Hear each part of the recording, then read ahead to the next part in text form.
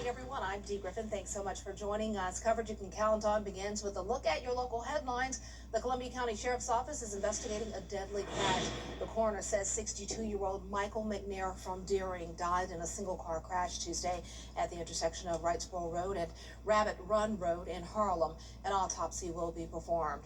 Columbia County leaders are talking about what the future holds, including plans for a much-wanted Trader Joe's grocery store. Commissioners discussing the foundations of the future plan with homeowners. In Augusta, the agendas for city meetings come out 3 days in advance, following time for the public to see what's going to be discussed. This week alone, commissioners added 6 items the day of, with the public left in the dark about what was going to be discussed.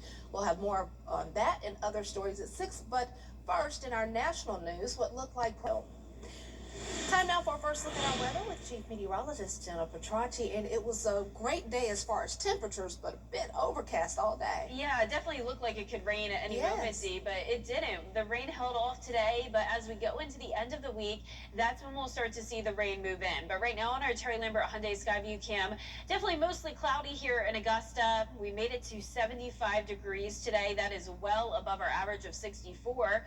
Our low temperature was also above average by 5 degrees. We were at 44, so well above average this morning there as well. Temperatures continue to warm up each day, so it's 3 degrees warmer in Augusta and Aiken compared to yesterday. That's currently putting us in the low 70s, and some places like McCormick now dropping into the upper 60s. But 73 in Augusta, 70 in Aiken, Saluda you're at 69, 72 in Waynesboro, and 70 in Gibson. It was a breezy day as well, with a southwest wind sustained up to around 10 to 12 miles per hour and gusting up to around 21 there in Aiken, Waynesboro, 20 in Saluda. So we do have a lake wind advisory in effect for the next hour and a half. That's for wind gusts up to 30 miles per hour if you're out on the water. So please use extreme caution there. But the rest of us here for this evening, dropping into the low 60s.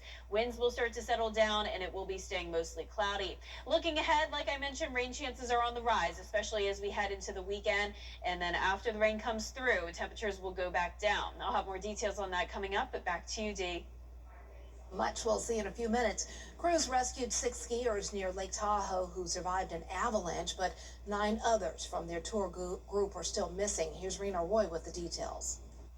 8 skiers who were buried in a major avalanche in the Sierra have now been confirmed dead, according to authorities, making this incident the deadliest ski-related avalanche in modern U.S. history. And 1 skier is still missing. Our mission went from a rescue to a recovery. Officials say crews have been battling rough conditions to reach the victims, with a powerful storm dumping feet of snow in the area.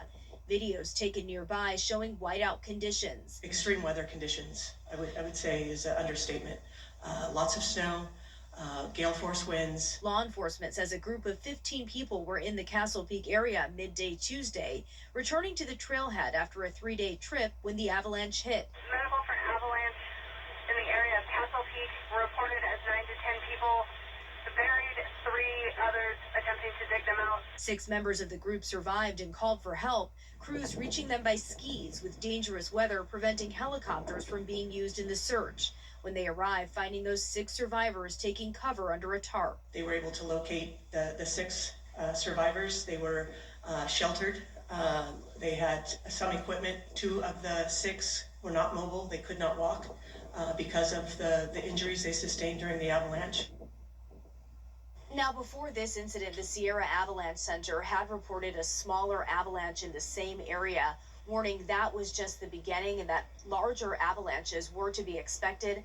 Officials urging people to avoid the Sierra in the coming days with ongoing dangerous weather. Rena Roy, ABC News, New York. Now to the latest talks between the U.S. and Iran.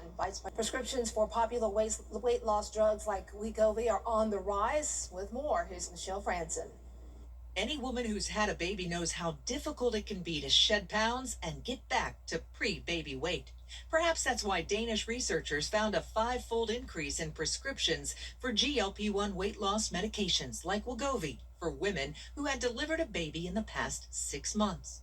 GLP-1s are not recommended for use during pregnancy, and there is limited safety data for their use during the postpartum period. Experts simply don't know what kind of impact they have on breastfeeding, hormones, or long-term health risks in mom and baby. If you're thinking about using GLP-1 after having a baby, talk with your doctor first, especially if you're breastfeeding. They can help you sort through safety questions and discuss other steps to help you stay healthy. With this Medical Minute, I'm Michelle Franzen. Still ahead in what's trending, Rich DeMiro takes a look at a purchase gone wrong and how to avoid scams.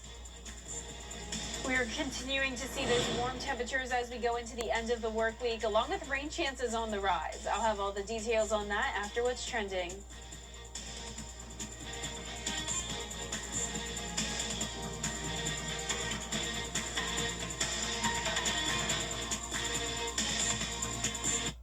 Tonight, the search for Nancy. The live Viper 6 weather team is coverage you can count on.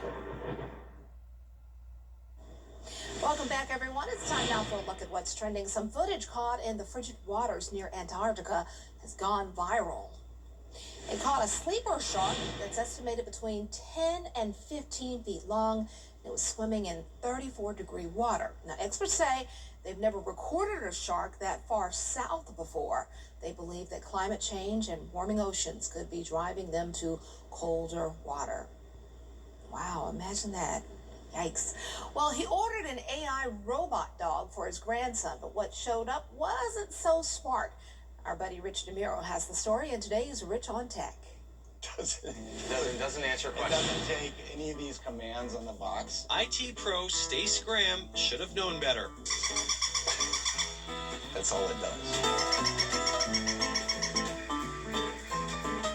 He came across multiple online ads for an AI-powered robotic puppy called Woofy. Ads pop up all the time, and it was my grandson's birthday coming up, and I'm like, wow, that puppy would be awesome. The website promised a lifelike, interactive puppy kids could cuddle with, play with, and train. It's supposed to lick your face. It's supposed to take treats, things like that. So he ordered 3 dogs for $75. And I was just hoping for the best. What arrived was this. This is Woofy. This is an AI dog. It just... That's all it does. And I've seen those at the mall. I know. Here's the box that the dog came in. It's pretty substantial until you realize the dog doesn't weigh very much, but this does. A metal plate in the bottom to make the box feel heavier. We're looking at false claims, exaggerated claims on an AI-directed robotic toy, which are not true. Steve McFarland is with the Better Business Bureau. They have a free tool called BBB Scam Tracker, which crowdsources consumer complaints. People can report their experiences, and others can read them. We get thousands of reports per day, and anybody can use it. It's free. In this case, a quick search of Woofy would have revealed dozens of complaints. It's a preventative tool, so you get information from a multitude of different consumers that have experience buying or trying to buy that product. As for Stace, he's still not convinced this dog is a keeper. He's now trying to get his money back from his credit card, but he did learn a new trick. Always do research. Always. If it's too good to be true, it's too good to be true. You have to be careful what you're ordering online. You just never know. And I know it's hard to figure out what's real from what's fake, but just pay attention and always look at the URL. That is usually an indication if it's real or fake. So no fake weather today, all real nice temperatures. But the sun didn't want to come out to play. I wonder if it's going to come out to play tomorrow, but I'm taking these 73 degrees right now. I'm loving this. Jenna has a full look at your forecast coming up next. Stay tuned. When it comes to choosing a lawyer after an accident, local experience matters. I'm Austin Jackson. I've been helping accident victims in Augusta, Aiken, and the entire CSRA for over 10 years, and I'm ready to help you right now. Call Austin Jackson, the Augusta guy.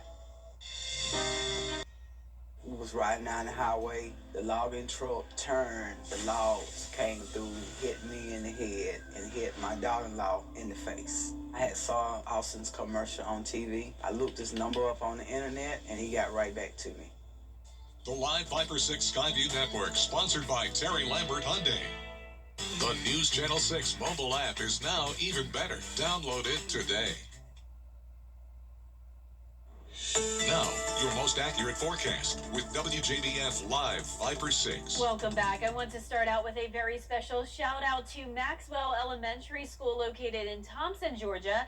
I visited this big group of second grade students this week and they were so sweet. It was such a fun visit. The faculty was amazing as well. I have some pictures with some of the sweet teachers and the kids did a great job coming up and presenting the forecast. It was definitely very impressive for them only being in second grade. They did such an amazing job. So thank you so much again to Maxwell for having me and I look forward to coming back again next year. Speaking of Thompson, here's a look on our Terry Lambert Hyundai Skyview Cam in downtown. Very overcast skies today, but the cloud cover didn't stop us from warming up. We made it to the mid 70s. We're currently at 73 degrees. We have a southwest wind of 10 miles per hour, gusting up to around 20. Dew points are in the low 50s. Now, temperature-wise, we're sitting in the upper 60s to low 70s across the CSRA. And we do have this weak cold front nearby. This is just bringing us the breezy conditions today. The chance of rain is very, very low, and that will continue into tomorrow as well. So overall, tomorrow is looking pretty similar to today, just even warmer. So we started out our Wednesday in the 40s.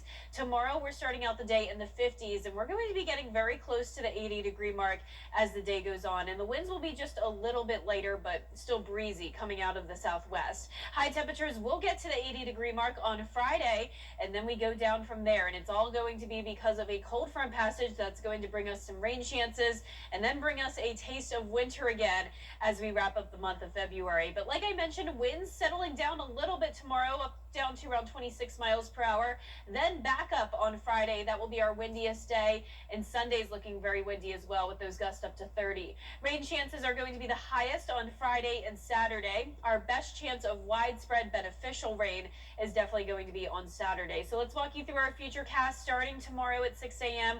We can't rule out the possibility of a stray shower. There will be plenty of moisture coming in thanks to a south wind ahead of this cold front. As the front gets closer to us on Friday, that's when we'll start to see some rain develop and even some storms possible, especially in our southern lying counties.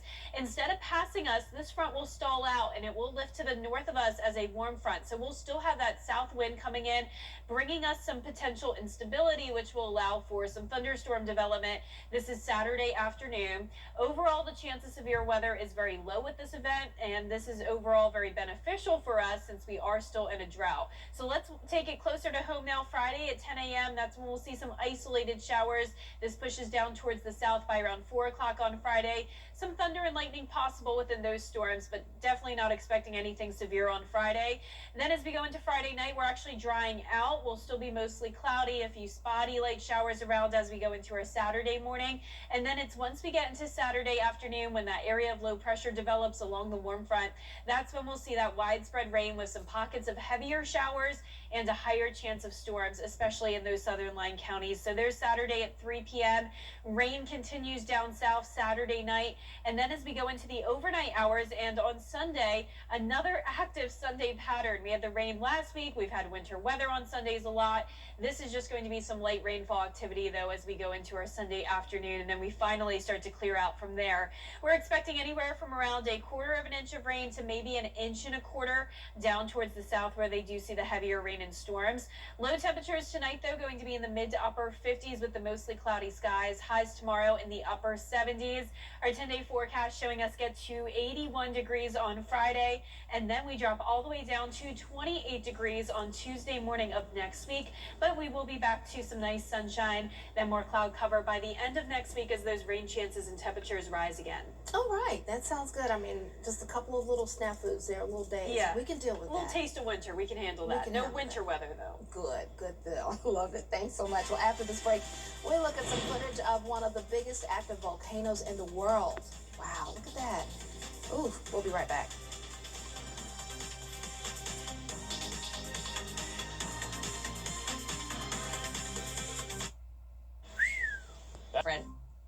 It is a Viper 6 alert day as we track severe weather.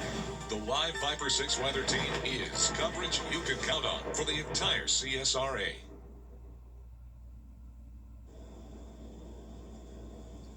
This incredible footage is of Hawaii's Mount Kilauea erupting over this past weekend, sending lava over 1,000 feet in the air. The National Weather Service reported plumes from the eruption going 35,000 feet above sea level. The spectacle lasted about 9 hours. Kilauea is on Hawaii's biggest island and is one of the world's most active volcanoes, and it's one of 6 that are currently active in Hawaii.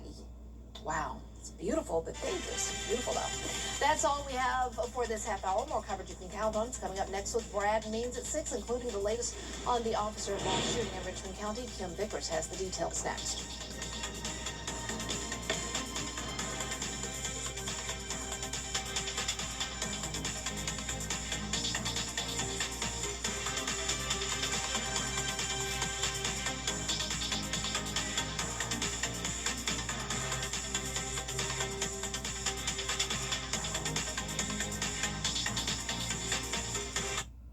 CSRA's favorite news app is now even better with easier access to local news, weather, and live streaming video. Download the News Channel 6 mobile app.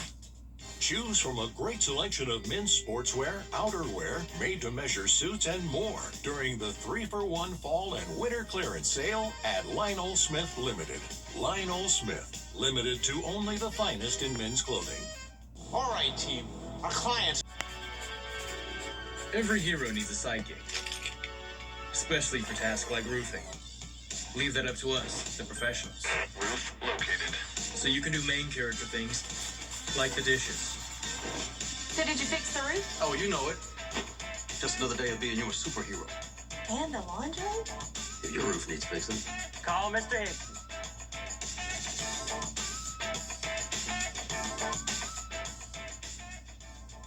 Since Bert Jones got his